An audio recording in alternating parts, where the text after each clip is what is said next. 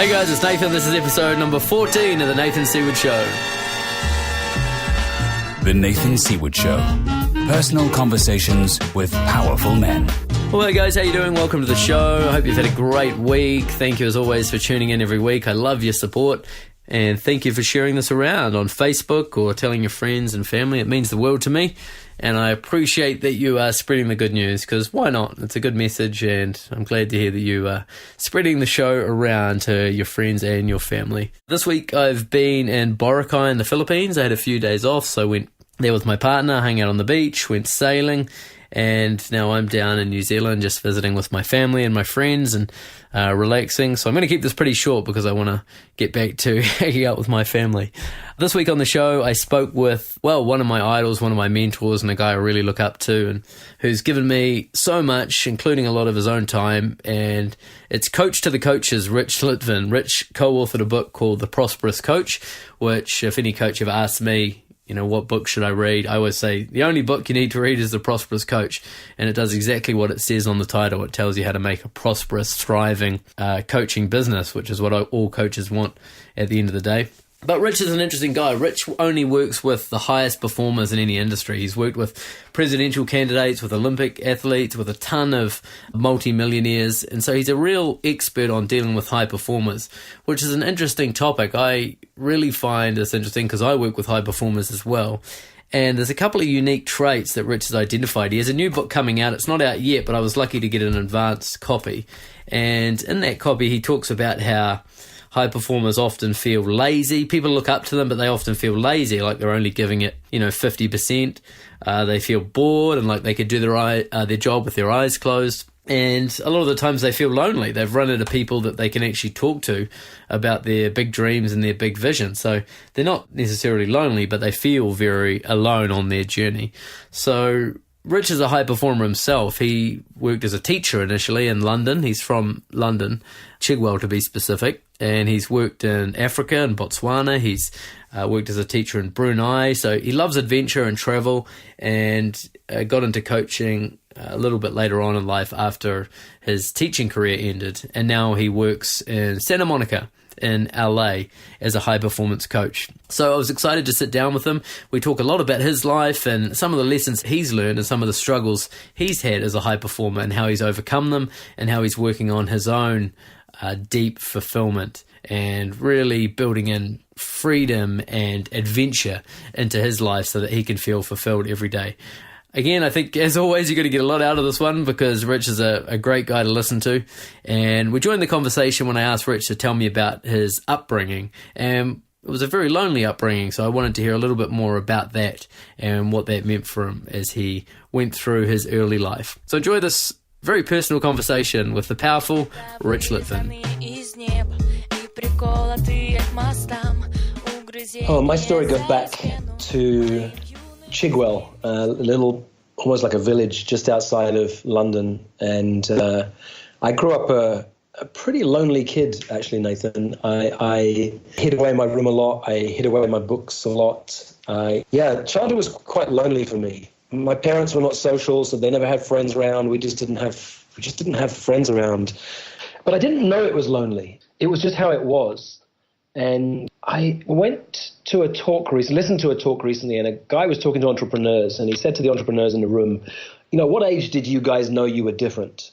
And they all did. They all knew. There was 5 years old, 7 years old. They all knew there was a moment when they knew they were different. That's the lifeblood of being an entrepreneur. But I heard that, and I thought, oh yeah, I've always known I was different. I just didn't know it was okay to be different.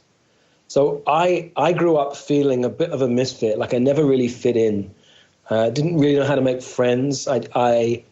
Nowadays, there's a name for it. It's called being an introvert. And people misunderstand that. They think it's about being shy. I'm not really shy. I never have been shy. But when I'm around people, it takes a lot of energy from my system. And so I found it hard socializing or going out or doing all the things that the boys are supposed to do, going to clubs, trying to meet girls, or like I did, at least when I was a kid, 16, 17. And I struggled. I hated that environment because it was just too much noise, too much intensity. And so I was lonely, a bit confused, I guess. And I felt powerless, and I really seemed to lack confidence as a kid too. It was like everybody else seems to have this thing that I called natural confidence, and there was me feeling completely insecure on the inside. And I learned how to fake it, but I never really got past that sensation of lack or feeling powerless. And you know, you mentioned my dad. I realized my dad passed away 2 years ago. I had a really hard year a couple of years ago. He was very ill. He'd been ill for a while, and he passed away. And I'd spent my whole life trying to prove myself to my dad. I mean, that's all I wanted was my dad's approval.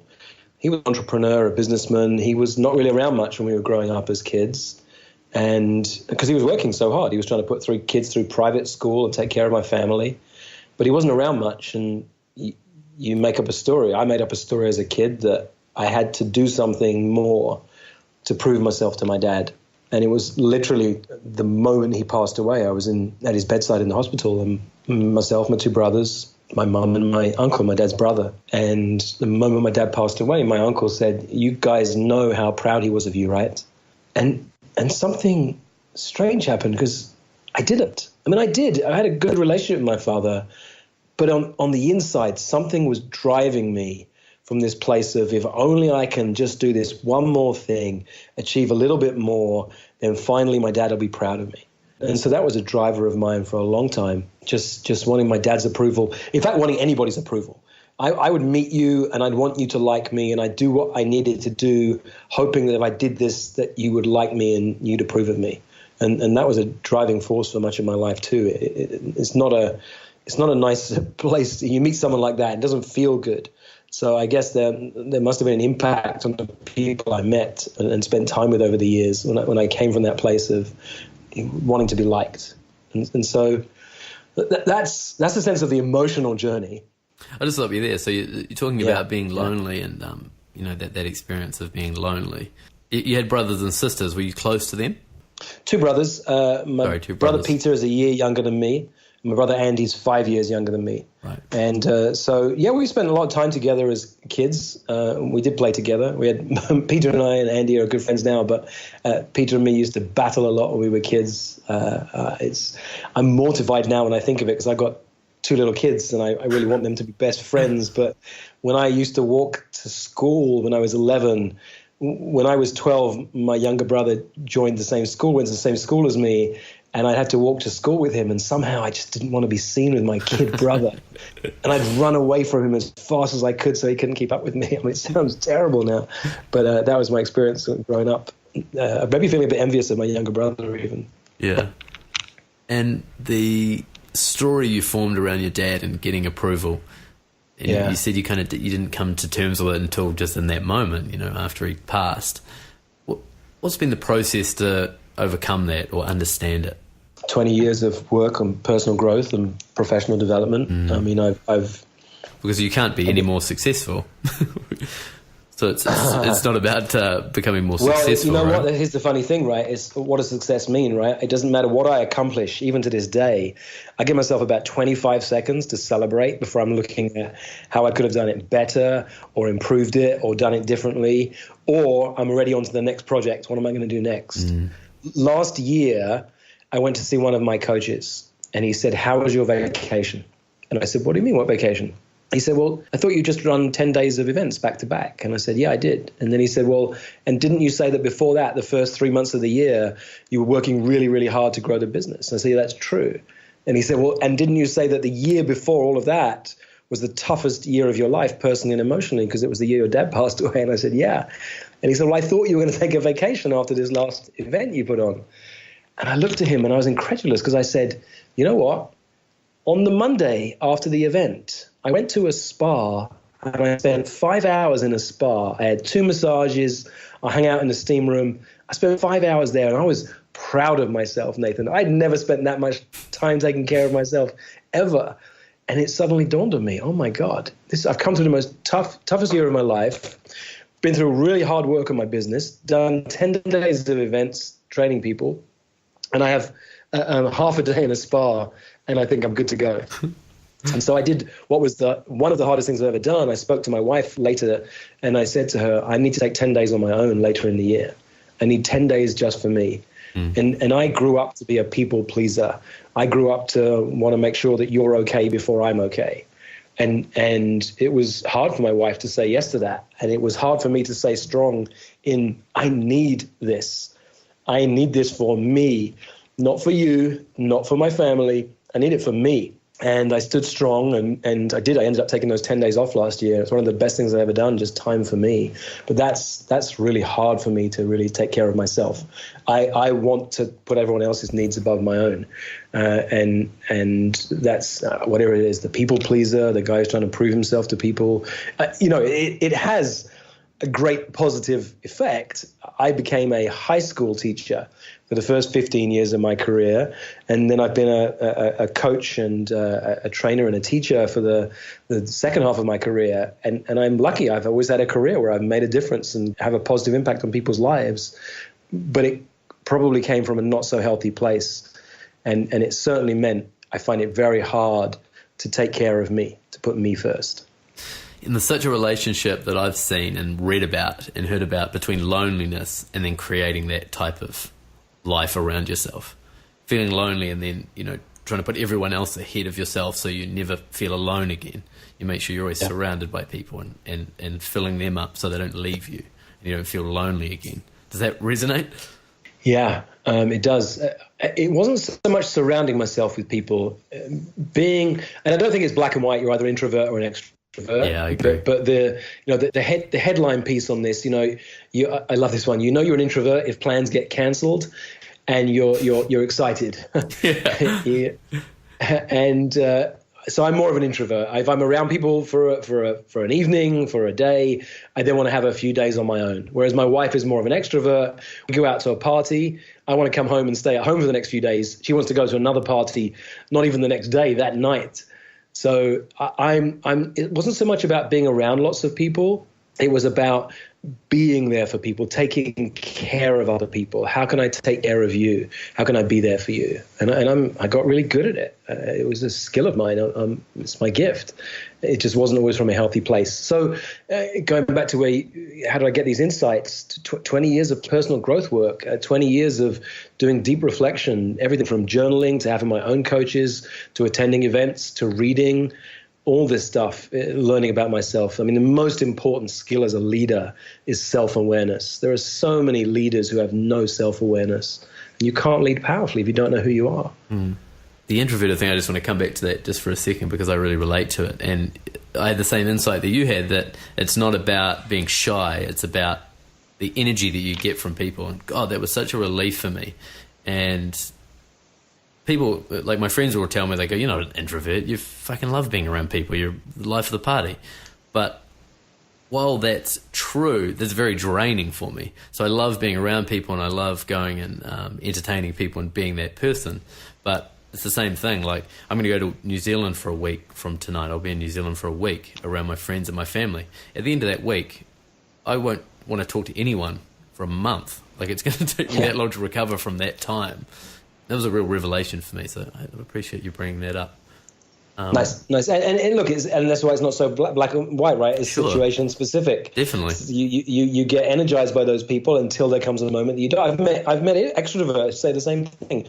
I'm an extrovert. I love to be around people, and there are times when I just need to withdraw and be in my cave and take care of myself. There was a time that I made that wrong. There was a time that I felt wrong about that. Fuck, I need to be more of a people. Why do I need to retract so much? Like, why do I need so much alone time? Like, what am I hiding from? But then, talking to people like you and understanding the difference between that, I understand that it's just an energy issue. 15 years as a high school teacher, right? I taught science at the beginning of my career. I taught psychology towards the end of my career, and then I was a vice principal. But I did not like the school system. I still don't. I'm still concerned about how do I raise my boys, because the school system is antiquated. It's Victorian. It's set up to create factory workers. It's set up to teach you information. And we don't live in the information age anymore. The kids have an acronym for it. What is it? GTS? Google that shit. You want some information. You go to your phone and you can find out any piece of information in the universe. It's in your pocket. So schools are based on teaching kids around information, and those are not the hard skills in life. The hard skills in life are understanding yourself, understanding how to interact with people, understanding how to build relationships. That's what interests me. That's towards the end of my career when I was a vice principal and nobody was watching my lessons anymore because I was watching their lessons. Then I could relax, and all I would do with my kids was chat and talk about life. And that, for me, those are the important skills that we need to raise kids with today. That I can feel in my body I'm passionate about. Yeah, great. I want to hear a little bit more about that. I just wanted to add to it. Someone was talking about curiosity too, and how important it is to manufacture curiosity and teach children to be curious. Why aren't we teaching that as a skill? Google that shit's one thing, but if you don't have the curiosity to get to GTS, you got nothing. So how can we help manufacture curiosity in kids so that they can, follow what they're excited about? Yeah, there's even something behind that. How can you teach kids to be bored? Because it's when you're bored, your mind starts to reflect and consider and think and dream, and that's when interesting stuff happens. It's really hard to be bored in this day and age. I catch myself if I'm walking around. Oh, this is embarrassing to say, but it's almost like as I walk into the bathroom, my hand goes to my phone, because if I'm going to be in the bathroom for a minute... Oh, God, heaven forbid you're doing nothing and just sitting on the toilet enjoying the moment. Right. And so how do we teach kids to be curious? We teach them to be okay with being bored and seeing what occurs. And so, yeah, it is important. It's important for me too. And some of that for me is taking time to reflect. Some of it's taking time to write. I like to create too. There's been some conversations on this podcast about homeschooling, and I know that has a weird connotation, probably especially for an ex-teacher. But do you ever consider that you could educate your boys better yourself? Oh, that's so interesting. Homeschooling's got, we think back as an old-fashioned model of homeschooling and strange-looking parents. But no, it's very different these days. There's something called the unschooling movement, which, if you don't know, is worth looking up. Right. And so unschooling is about, teaching kids by being in life. A client of mine a couple of years ago wanted to homeschool her daughter, and she was a bit lost. So I said, would you want to talk about it? Because I have a background in teaching. And I said, look, make it project-based. She was thinking of going on vacation to Spain. She lived in London. So I said, well, why don't you have your daughter research what it would a vacation to Spain? Give her a budget, and she will have to make the phone calls, spend the money, do the research for the places they're going to go to, learn some Spanish, learn some history, and meet some people. And it became a project that her daughter did. And so she studied everything from finances to language to history to relationships to organization. Project-based learning, I think, is something very, very powerful. And I went to a school. We're looking at kindergarten for my 5-year-old right now. We went to a school here in Santa Monica the other day, and I loved it because they teach the kids entrepreneurship. They teach the kids to be entrepreneurs. And all the kids, I think these were 9-year-olds, maybe slightly older. They had to each come up with an idea of a project that could make money. And then they voted on it. And they all voted to create a restaurant. And one of the parents had a restaurant they're going to give over to the children for a night. And they were going to cook food and then invite people in and sell the food. And so the teachers were beautiful. They even set up one of the classrooms became a government office. So they had to go and get their business license. And they even opened the office late because they said they're going to teach them what it's like to go to a government office. and then the kids, one group became the marketing team, one group became the chefs, and one group became the people who the service staff. And I thought it was fantastic. They're teaching these skills. That's what I want my kids to learn, these skills. And there'll be some schools that teach this stuff, and some of this will come outside of the school system. You have to make sure some of them are Hollywood actors that are playing the waiters as well, right? Well, this is Hollywood around the corner to where I live, so yeah. Look, here's the thing, though. I also know as a dad that I'm a better dad when I'm not around my kids all the time. I know there's some people who want to be around their kids all the time and can be, and I'm not a good dad when I'm around the kids all the time, at least the 3-year-old and a 5-year-old right now. I need time out to be on mission, to be on purpose, to doing the stuff that where I get to make my difference in the world, so I can come back and be loving and have fun. And, on Saturday, we're going off for a cruise for 8 days, me, Monique, and the boys. I can't wait. But I just came back from a trip to London on my own. I need my time alone in order to be a really good dad. I couldn't be a dad who takes time off from my career just to homeschool the kids. I know that. I know enough about myself to know that and to be okay with it. Mm. So having the impact in your own time with them as opposed to homeschooling. I believe in quality moments.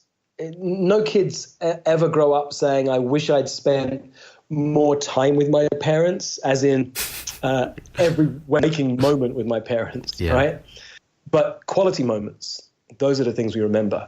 The fun adventures you go on. I have a high value on adventure. So does my wife. So creating little adventures for our boys is really fun. I want to circle back to the teaching, because I love Steve Jobs puts it, connecting the dots, looking backwards. And I'm always fascinated, looking backwards, how the journey looks to you. So coming from high school, making the decision to become a teacher, did you go into teachers college straight after high school? No, I did not want to be a teacher. No, I don't think anyone at high school thinks they want to be a teacher. It's the last thing you want to be. I leave school at 18. I go off to university. I'd been studying. I wanted to be a doctor. And it was only a couple of years ago I discovered, talking to my dad actually, that it was my mother who wanted me to be a doctor. And at about 3 years old, she bought me this doctor's kit to play with, which I remember very well. And somehow I internalized it and thought it was my desire to be a doctor. It was implanted. My mum bought me one of those fake shops, where you sold vegetables out the front. So I think we had different expectations. Nice.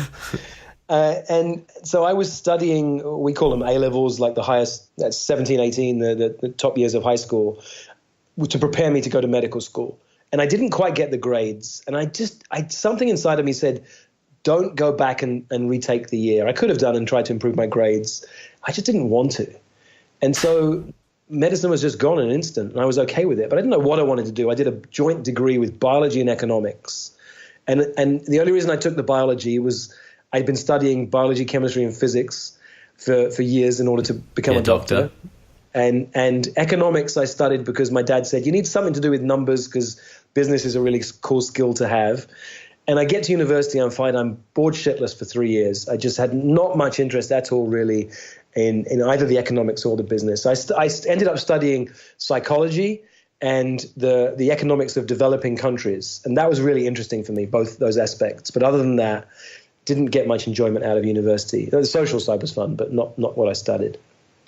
And I got really involved in anti-apartheid. I led the Anti-Apartheid Society for a while. We campaigned back then before Nelson Mandela was released. We did a lot of campaigning. That was something that had me come alive. Yeah. And then in my last year at university, I wanted to travel. I wanted to travel. I knew I did. I'd read a book called Jupiter's Travels about a man who traveled around the world on a motorbike. And I wanted to travel. And I had so many friends who wanted to travel with me until we leave university, and then nobody could make it. I have to start my job. I haven't got enough money. All these excuses came, and I just knew I needed to go. And so I went off to India on my own. I don't know. I'm glad I didn't know about India, what I know now having been. It's a tough place to go on your own. And I was 21 years old, and I spent 3 months traveling around until I got so sick I had to come home, which often happens to people who go to India. But I had the travel bug. I wanted to travel. I came back, had no idea what I wanted to do, knew I liked people, and a job opportunity opened up at a hospital near where I lived called Great Ormond Street Hospital. It was a children's hospital, still around. And I became a personnel officer. And I didn't understand until years later, because it bored the shit out of me. I didn't get it. I thought this would be great. And years later, I spoke to someone who worked in that field, and she said, yeah, the personnel work, human resources work in the healthcare sector in the United Kingdom is all about bureaucracy. And she was right. She nailed it. It was so boring to me. I did a few interviews of staff for the hospital, but most of it was bureaucracy, shuffling papers. And one day I went to a careers fair because I was recruiting staff to come and work at the hospital. And I was so bored, I slipped away at one point just to go for a walk. And there was a talk going on about teaching.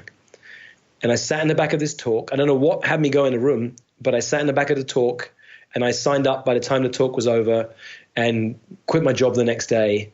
And about 2 months later, I showed up at Oxford University to train to be a teacher for 2 years. And I loved it. I just loved it. And there were so many people there who'd left university, didn't really want to leave, and teacher training a way to stay at the uni a year or so. And I couldn't understand it. They had no interest in kids. They had no interest in teaching. For me, it was, this is fucking awesome. I love this. And I spent 15 years as a teacher. And it was hard at the beginning. I was 21 years old, maybe 22 by now, I guess. 22, and I looked really young. And I remember in my first couple of weeks at my first school, these two girls who must have been 18 and I'm 22, they literally chased me down the corridor and I had to run into the staff, the teacher's room. And I literally closed the door as I heard them saying, "He's got a fucking nice ass." And I slammed the door shut and took a breath.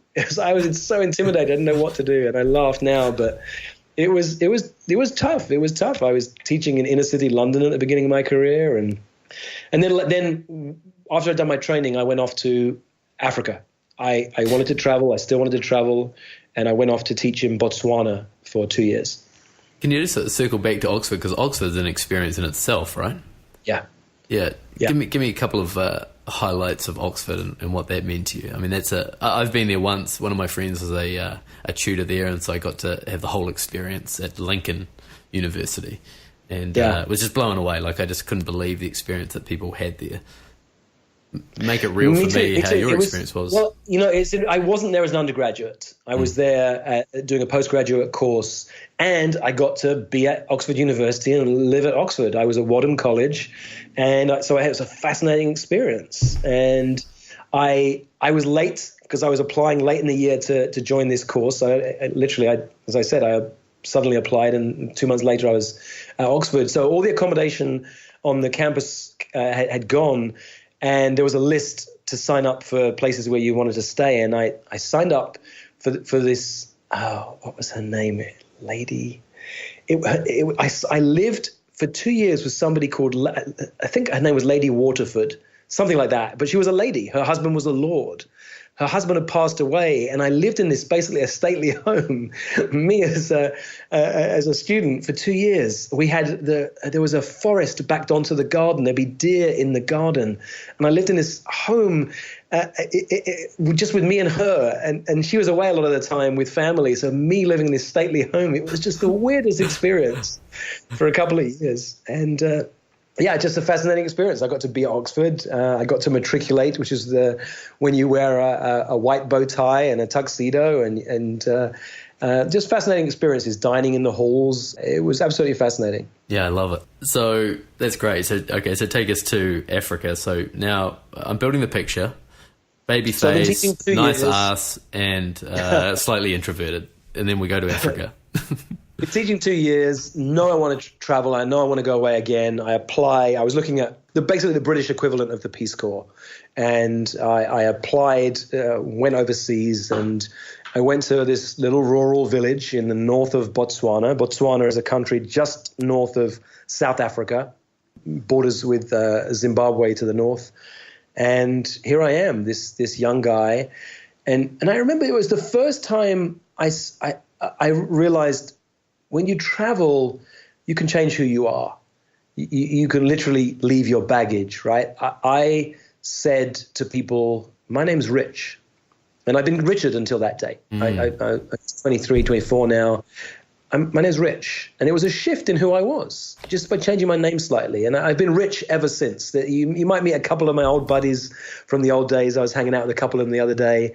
But other than that and my mother, everybody calls me Rich and has done for the last 20 years. And so I just began to shift who I was. And I had this fascinating experience. I traveled loads around Southern Africa. I had a pickup truck and I drove around and sleep in the back, go camping, met fascinating people.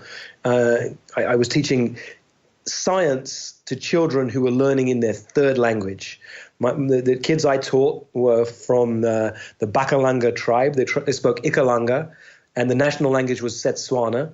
And I was teaching them in English. And these kids lived literally in huts made of mud, literally in mud huts. And that's not a bad thing, by the way. When Europeans went to Africa, they tried to get them to live in huts made of tin, which is a nightmare because in the summer it's boiling hot, in the winter it's freezing cold. Mud is the beautiful resource to use to build a home in Africa because it's cool in the summer and warm in the winter. And my kids would literally run to school in the mornings. I've never seen people who appreciated education so much. We take it for granted in the West. So I had an incredible experience for 2 years. And then I came back and... Now 25 or so? I came back in 94, so 26 now. And I went back into teaching in the UK. I taught at a school called Holland Park School, and I loved it. I really had a great time there. Fascinating school. It's in Holland Park is one of the wealthiest areas of London, and it borders one of the poorest areas of London. And so our kids would literally be a mix of the two. We had over 40 languages spoken in the school, children from very deprived backgrounds who could go off to Oxford and Cambridge, and kids whose parents had so much wealth and would end up doing also who knows what in life. And just I had a great experience there. And it's where I began my journey into leadership. And I began to look for what would it take to be a leader in the education system.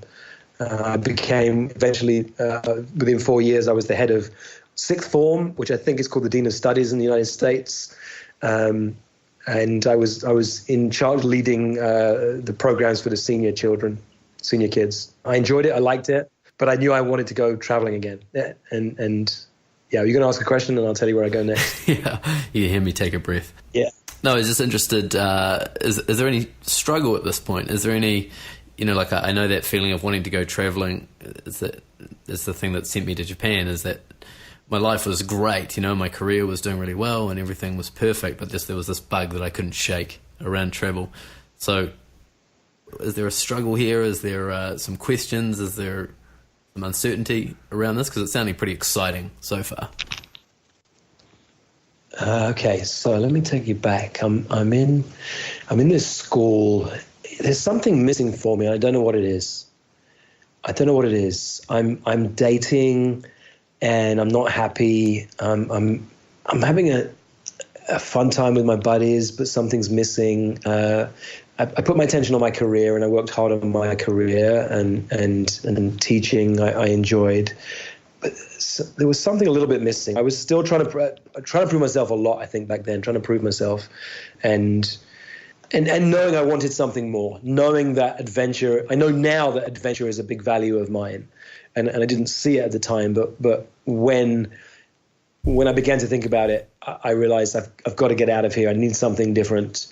And I began looking at jobs overseas. And I found an opportunity to go out to Brunei in Southeast Asia. And I jumped at the chance. I was going to be, again, I think I was called Dean of Studies over there, but I was going to help set up an international school, and that was exciting. And I went out to Brunei, and I spent 4 years living out in Southeast Asia. It's funny now, it seems like such a long time, but it went by in the blink of an eye.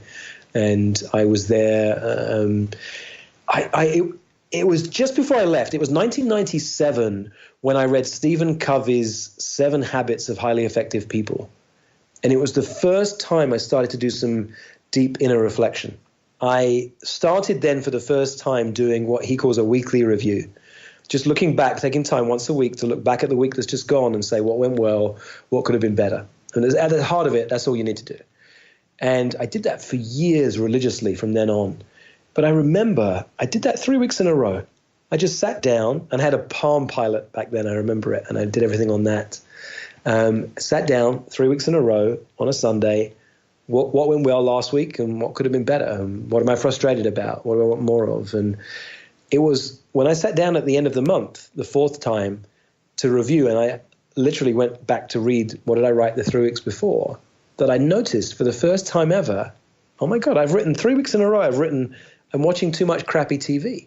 And I wrote that again the second week, and I wrote it again the third week.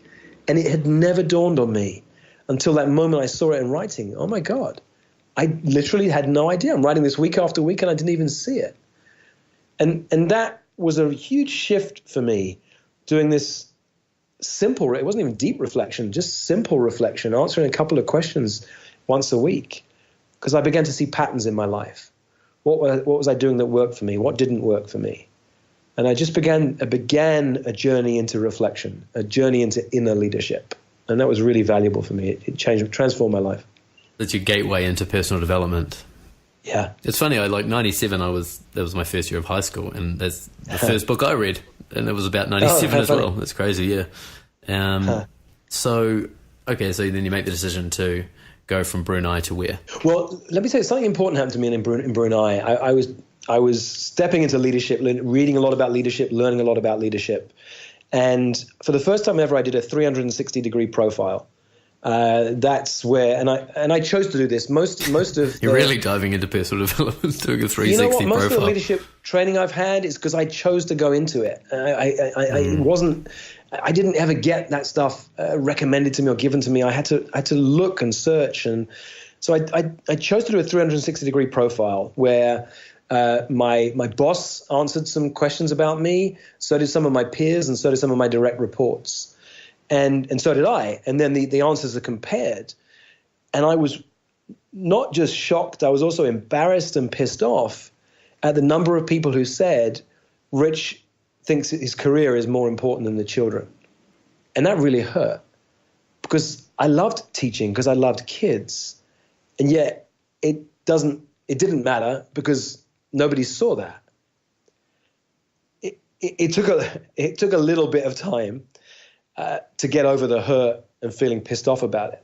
But as I got through that and I began to do the deep inner work that was needed, I began to realize, this is an issue of communication, because that's not my intent. My intent is to really be there for the children, but somehow I'm giving the message that my career is more important than that, and I can shift that. And I did, and never got that feedback again doing 360-degree reports years later. People saw that I loved the kids, but it was because I realized I'm not giving that vibe off, and I am in some ways putting my career ahead of that. What can I do differently? And it had a big impact on me, realizing who I am is out there in the world. People see me, and it's important to look at that and to notice the impact I'm having on people. It's interesting, like the guy, the kid that's really striving to prove himself is giving off this vibe of only being about his career. Kind of makes sense. Totally. What's the transition? What's the change that you make to change that perception of yourself? Do you remember? Well, I think, as in anything, if you want change to happen, awareness comes first. I mean, if you want to lose weight, just start putting your attention on what are you eating. I got really healthy a couple of years ago when a personal trainer of mine said, take a photo with your phone of every meal that you eat and text it to me. I've never been so aware of what I was putting in my body. So awareness is really key. And just that awareness and knowing I would do another 360-degree profile later. And so I was thinking about what's the impact I'm having of the words that I use, of how I show up, of the behaviors I'm using. So I'd say awareness more than anything else has a huge impact. Yeah, absolutely. That's a really good point. And someone that's a high achiever, you use that word a lot when you're talking with me, and traveling, I feel like there's a conflict there for me. I wonder if you feel the same thing, whereas that sense of having to prove yourself and be a high achiever is contained within a career or a business or a job, and travel and adventure somehow seems to sit outside of that. Do you ever have that feeling? I think what it is, if you picture a graph with two axes, along one axis is achievement and on the other axis is fulfillment. So you can go along the achievement axis and get better and better job titles and make more and more money and become more and more well known. But if you're not feeling fulfilled, something's really missing. And I got my fulfillment when I was traveling, when I was having adventures. And now I found a way to be fulfilled in my career. I did love my career, but I loved adventure. So finding ways to capture both, like teaching in a little village in Africa or teaching out on an island in Southeast Asia, that's where I got to have both, be high on both those axes of achievement and fulfillment. Mm. Yeah, I guess I'm projecting my own Nathan, thing. You know, I went off to Liberia 2 years ago to lead an empowerment event for teachers out in Liberia. I've just come back from London where I led a training. You know, I get to travel and I get to do what I do. So I'm lucky I get to do both. Yeah, I love that. I love you've incorporated both. Yeah, that's it. I think that's what I'm trying to do now is how do you incorporate all of it? How do you... Yeah, I guess that's what I was projecting onto you was my feeling of adventure is some kind of... That's something you do for yourself. That's something you do for fun. But it's time to get serious. That's kind of my dad's voice ringing in my head is you can't just have fun all the time. You have to work hard, you know. Come on, get back to your day job. That's what my dad always says when you're going to get a real job. He always says that to me, you know, jokingly. It's in fun. But, yeah, well, I think I can relate to that one. I know because I used to hear that as well, Yeah. sometimes from my dad, sometimes from other people. I came back from 2 years teaching in Botswana. So I'm 24 years old teaching out in a rural village in Africa. And I am giving my all. Now, I got back so much more than I gave, but I'm there working with children, living in really challenging conditions. They were more than me, but really there to make a difference. And I come back and I remember the number of friends who said to me, "How was your holiday, Rich?" Yeah. Holy shit, I've been here for 2 years. And you say, "How was your holiday?" So it's hard for people. I think when it comes to adventure, when you take off and go off on an adventure, it challenges people because they either it puts them into cognitive dissonance, right? They either have to accept, well, they could change their life and go on an adventure tomorrow too. But if they don't, then it's either going to mean something about them or it's going to mean something about you. And it's easier to make it mean something about you. Oh, well, you're off playing again. You're having a vacation. It's all right for you. You don't understand. We have, name it, XYZ. It's all right for you. Yeah. Is it fascinating? This I could talk about this for a whole podcast, just this particular issue, because this is like the story of my life. But the thing I find interesting is you ask somebody, why are they working? Why are you working? Well, it's to earn money. And why are you earning money? Well, because I have to save for my retirement and I have to, you know, make sure I've got money saved. And when you retire, what do you want to do? I want to travel the world. So you always travel the world seems to always come up in that conversation. Is that story? I put it in my book, The Prosperous Coach. There's a man, a business executive, goes out to a beach and he sees a guy playing his guitar, drinking some wine on the beach, and he says, "What are you doing?" And he says, "Well, I've been out fishing, and here's my catch, and it's huge. There's so many fish there." And he said, "Well, you know, this is crazy. You're just relaxing on the beach. What are you doing?" And he said, "I'm just having fun. I'm going to go and hang out with my wife later, play some more guitar, drink some more wine." Well, you know, let me invest in you because you've got one boat now and you've got all these fish. I'll invest in you or buy another boat and you can catch double the amount of fish. Well, why would I want to do that? He says. Well, if you do that, we'll make even more money. We can buy a factory on the beach and then we can process the fish and make even more money. Well, why would I want to do that? Well, if we catch even more fish, when we process the fish, we can ship it overseas and make even more money. Well, why would I want to do that? Well, then you'd be able to relax on the beach in the morning and play your guitar and drink wine and hang out with your wife. I mean, it's exactly right. We chase our tail to do the things that we'd love to do when sometimes we can take the shortcut and just do what we'd love to do, right? Yeah, it's so perfect. There's a new book that you're putting out. It's called The Success Paradox, and I hope you'll come back on the show when the book is ready to release and we can talk it up some more. But I was lucky you gave me the first half of the book to read, and that's a real privilege for me. It's the first time an author has given me half a book to read. You know, that was a cool moment for me. But there's this thing in there, and I'm so in this conversation myself, so I was so excited to read it. The book is about provocative questions for top performers, and you talk about top performers, high achievers a lot, and it's something you really relate to. And the concept in there that you just kind of touched on there is this concept of leaving a legacy and deep fulfillment, which is something I've taken that on because that's what I do in my coaching. not interested in success and how to make $1 million and that shit. There's coaches that do that. I want to ask those questions. I want to play in that game. What's the legacy you're leaving, and how can we find deep fulfillment for you in your life? So I want to have a little conversation around that. And fulfillment's a tricky thing. You've mentioned the Tony Robbins quote, there's a science to success, but fulfillment's an art. Tell me a little bit about the art of fulfillment and how you start to work on that, just personally for you. I've done a lot of reflection on the values that are important in my life. And I know that fun, freedom, and family are important values. So I make sure to put that into my world. How do I create time for fun? How do I create time for family? And how do I create freedom in my life? I can fill my week up with work easily. I used to get to work at 6 a.m. and finish at 8 p.m, and I do that 6 days a week, and sometimes I work on a Sunday too when I was a teacher. And it was great. I felt great about it. I wasn't complaining. I loved it. But there's a place where that's not healthy. And so looking at what are the values that I have in life is really important to me. Making sure that I put my values front and center is how I create fulfillment in my life. Yeah, I have a high value on adventure. So I'm looking at my calendars on the wall in front of me. I went to Sedona in Arizona in January. I went to London to see my mum and some of my family in February. I'm going on a cruise to Mexico and a trip to Canada this month.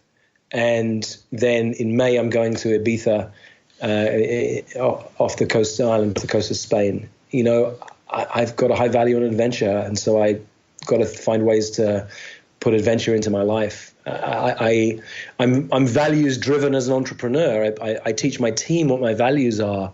I have a value that I call slow down to speed up, and I train my team. I do not want to be known as a business that answers emails quickly. I don't care whether we take a week to get back to your email, or maybe we don't ever answer your email. But if you write to us and you're one of our people, I want to be able to astonish you. And if you're not one of our people, it's a bit like my front door. Sometimes people knock and I look through the peephole and I say, no thanks. Or I'll call out, who is it? But I don't let everyone through the front door. Or so I don't open the front door for everybody. And I don't let everybody come through the front door and sit down at my dining room table. So I can filter in business too. And having values and a filter for the people I want to spend time with, those are really important things for me. So why is it an art? What's the dance that you have to do to make sure you stay fulfilled? Why is it an art? Because there's no mathematics to go with this. There's no science to it. I have a belief that space is where miracles occur. So I have to create space in my life. I have a belief that I have a compass for knowing what decisions to make. And my compass is, if I feel a little bit excited and a little bit scared at the same time, then that's the direction I head in. And I've got a new member on my team right now who I told her recently her only job is to help me do the things that either I want to do and I'm procrastinating on or that I'm afraid of. And she said, well, what are you afraid of? And I said, well, for 2 years now, I've wanted to start boxing, but I'm scared. And she texted me the next day and she said, 5 o'clock tomorrow morning, you got your first boxing class. And I've been doing it for 4.5 months now, and I love it. So it's an art, right? It's a game. It's edgy. I have to experiment all the time. There's no science to this. There's no mathematics to this. Yeah, it's so interesting to me because I'm in this own conversation myself, but also with my clients. My clients are high achievers, high performers as well, and so they come to me with this question. I have everything I've ever wanted. That's something I hear all the time. I've got everything I've ever wanted. A loving relationship. I have the job I want. My income is steady, but there's an emptiness. There's something missing. And then just going into this conversation, and it's like, well, I can't give you a pill for that. I'm sorry. We're going to have to go and play a little bit and see, start finding the little moments where you do feel happy and fulfilled. Yeah, I think there's two ways. One is at the micro level. Yeah, well, what made you smile yesterday? Yeah. My wife is teaching my boys right now to look for everyday miracles. Wow. And Kaleo came home yesterday. He's 5 years old, and he said, hey, my friend EJ had an everyday miracle yesterday, Mum. She said, what do you mean? He said, well, at lunchtime, he said, I really want to go home. And then his mum showed up about half an hour later and she said, I'm taking you home early. It's a miracle for a child. Everyday miracles, right? But what you put your attention on gets stronger. And so I use an acronym for the letters that make up the word life. When I'm working with my clients, I'm working on one of these four things, LIFE, L, legacy. Where can they make a difference that's going to have a ripple effect out into the world or after they've gone? What's their legacy project? It's a really powerful, fascinating conversation to have, especially with extraordinary top performers they've done everything they want to do in their life and their career. Legacy or contribution is a really wonderful conversation for people to have. The second one is impact. How can you increase your impact? What impact would you love to make in the world, on the planet, with the one person you're with right now? The third one is freedom. What would give you more freedom? What would have you feel more free? That one is fascinating for so many of us, particularly those of us who are entrepreneurs, because we almost always become entrepreneurs because we want more freedom. And then as the business grows, if we're successful, we've discovered that success takes away our freedom. So a freedom conversation is a fascinating conversation to have with people, especially entrepreneurs. And the third one is energy. The fourth one, energy. What I love to do this exercise with clients. What gives you energy and what drains you of energy? And make a list. Make a list of all the people, the places, the projects you're up to, and the habits that you have that fill you with energy and all those that drain you of energy. And then one at a time, we remove those ones that drain you of energy. And guess what? You have more energy. So everything else you wanted to make happen anyway is going to happen without you even having to work on it, simply because you have more energy. Well, great system. Yeah, Kyle Cease calls it what feels heavy and what feels light. I love that. Nice. I love the feel of that. Yeah, that's very visceral for me. That's cool. So let's move into coaching, because we're kind of drifting that way. And you mentioned the Prosperous Coach, your book, and just the story. I think it's important for context, just to finish off your life story. There's a moment where teaching comes to an end for you and coaching begins. Just tell that story quickly. Yeah, I always forget. I've told the story so many times now, but it's still real for me. It was 2005. I left one school I was working at in London to go and work at another one for a very inspiring head teacher. 2 or 3 weeks after I arrived, he had to leave. And so suddenly I'm in this organization with, and I know. And the backstory is before he left, a consultant had arrived, and I couldn't stand this woman. She was so different to the values that I had about life and school and education. She was all about the numbers and grades for the children, and I was all about the children and nurturing them. And I wanted myself and this head teacher I'd gone to work for, we're going to shift the way, I was the vice principal, going to shift the way that children were taught, that teachers were taken care of, that parents were brought into the conversation. I couldn't stand this consultant. Well, suddenly one day we're told that the head teacher has gone and the consultant has been made the head teacher. I mean, it had been set up by someone at a government level. And so now here I am. I'm in a school with a woman who I couldn't stand, who's now the head teacher. And a few days later, I'm called in at 7 o'clock in the morning to the head teacher's office. I felt like a kid going to see the head teacher. And she said, Rich, I'm sorry, I don't see a place for you in this organization. Those words I've never forgotten, because yeah, that's heavy. Yeah. I think she was trained in those words because she said them several times. That's why they landed so strongly with me. I do not see a place for you in this organization. And I wish I had a cool story, but I cried and I begged her to keep my job. And she said no. And I'm so grateful in this moment, because I wouldn't be here where I am now, living in California with my wife and my 2 little boys. I'd probably be a very successful and head teacher who was missing out on something and not knowing what it was. Yeah. So connecting the dots, looking backwards. I like it. 7:15, I'm driving home, tears streaming down my face. And to this day, I have some shame that I never went back to see the children to say goodbye. I couldn't. I was too emotional. I knew it'd be a bad thing to do. It wouldn't be good for the kids. And I left without ever saying goodbye. And I remember driving home down the M4 motorway in London, shouting at the top of my voice, just swearing, just saying fuck you to the teacher, and ashamed. How am I going to tell my parents? How am I going to tell them I've lost my job? And all my friends said, so much sympathy for me. We really feel for you. And you know, get back on the horse. You know, apply for another job. There was plenty of teaching jobs at that time. And I think it was actually more through humiliation than anything else, but I needed to get away. And one of my buddies, when I told him the story about what happened to me, he said, "You lucky bastard." And for years I thought that if I'm going to write an autobiography, that's what I should call it, "You lucky bastard." Because I got it. And the moment he said those words, I realized, fuck, I've been given this money as a payoff for leaving the school. I've got money. I've got nothing I need to do.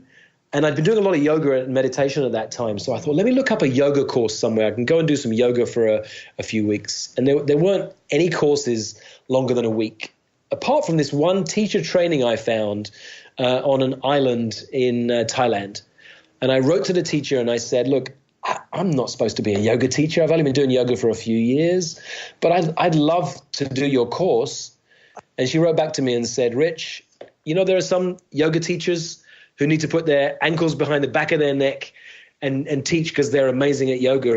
And some people want a yoga teacher who are just a year or two down the road to them. I'd be happy to take you on my course. So I went off, left England, end of 2005, to go and do a yoga teacher training.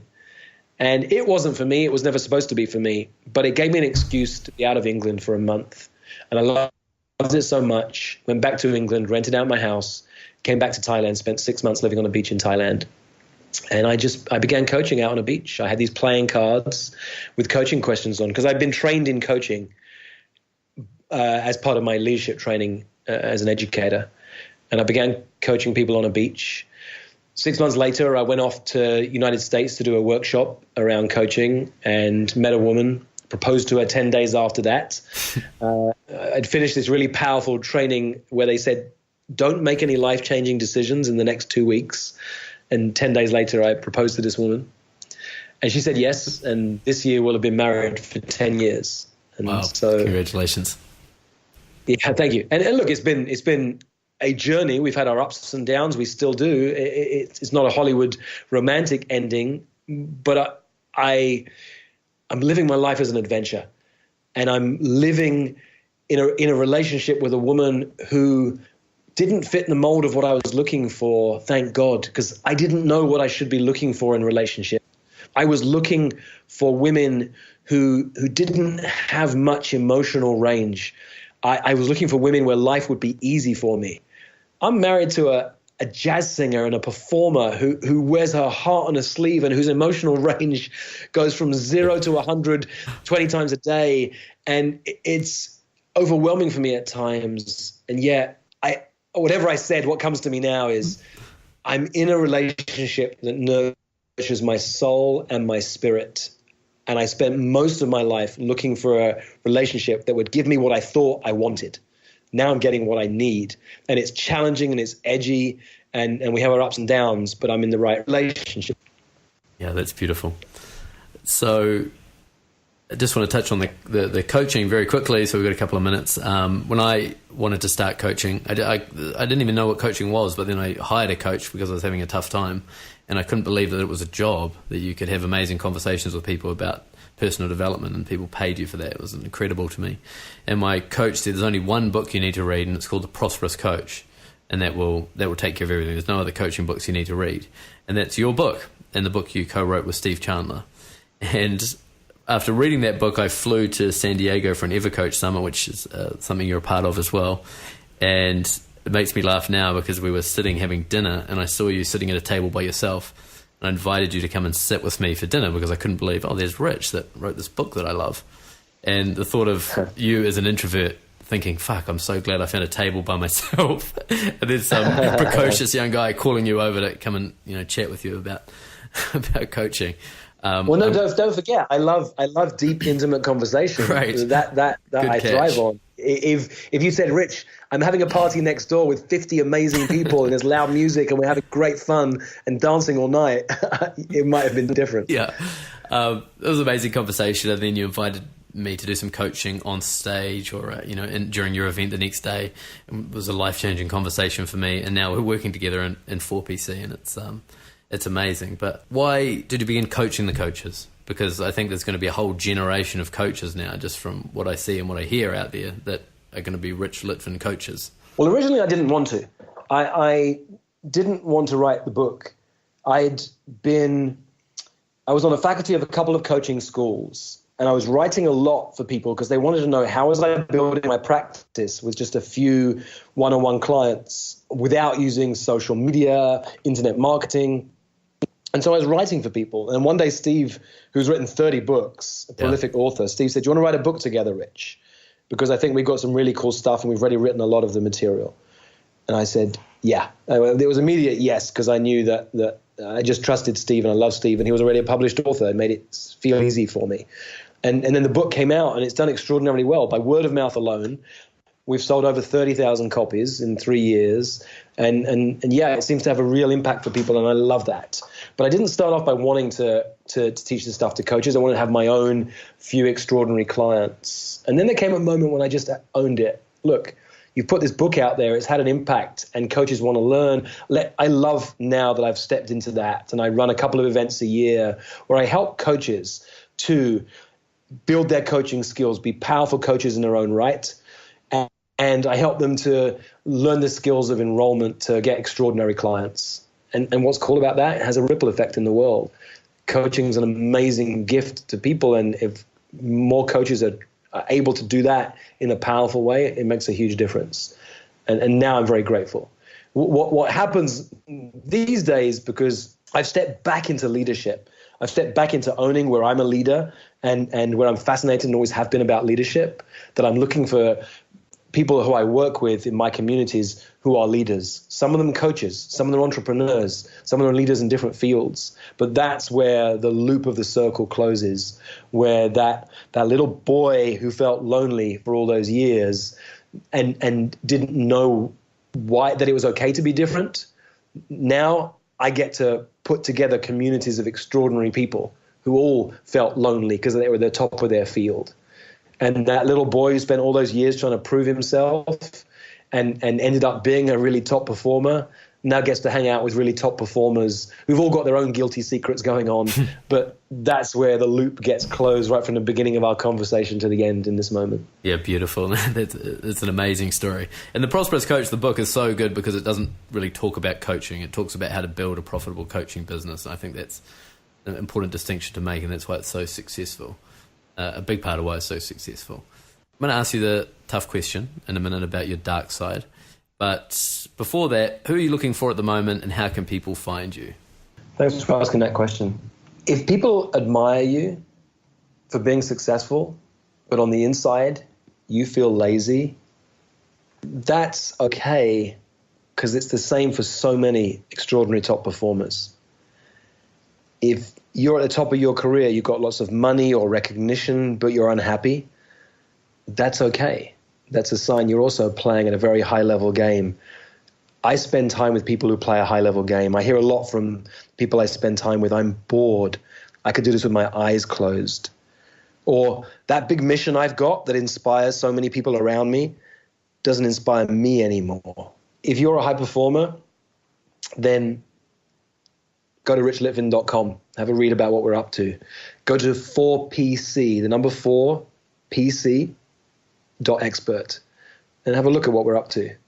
I love to spend time with extraordinary top performers, leaders, entrepreneurs, coaches who are looking for something more, want to make a bigger impact in the world, want to leave a legacy, want more freedom, want more energy. That's what I'm up to, Nathan. Yeah, I love it. I'm so grateful I met you, because the conversations you have, and I just notice in my day-to-day life I'm referencing Rich Litvin on so many things I say. I feel like a fraud sometimes because I steal so much of your material. Your dark side, it's the question I ask every man, and it's insightful for us. Do you have a dark side? And if you do, how do you embrace it? I do have a dark side. We all do.